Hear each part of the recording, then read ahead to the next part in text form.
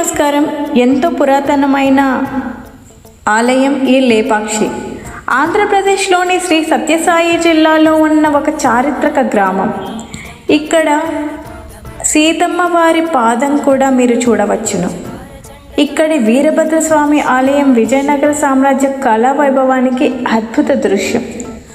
రామాయణం ప్రకారం రావణుడు సీతమ్మను అపహరిస్తున్నప్పుడు జటాయువు అతనితో యుద్ధం చేసి తీవ్రంగా గాయపడి ఈ ప్రాంతంలో పడిపోయారు.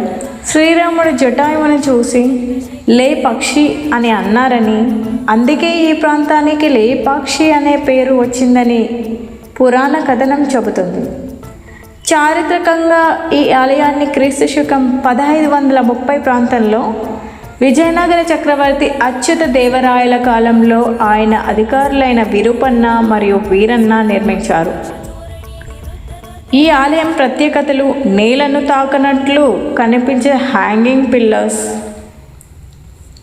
ఒకే రాతితో చెక్కిన భారీ నంది విగ్రహం, రామాయణం కథలను మహాభారతం కథలను చిత్రించిన అద్భుత కుడ్య చిత్రాలు, శివుని వివాహ మహోత్సవం, ఒకే రాతితో చెక్కిన ప్రసిద్ధ నాగలింగం, ఇలా మరెన్నో సందర్శించవచ్చు.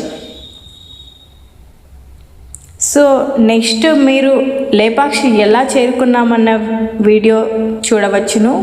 అందుకే సబ్స్క్రైబ్ చేసుకోగలరని ఆశిస్తున్నాను. ధన్యవాదాలు ప్రతి ఒక్కరికి.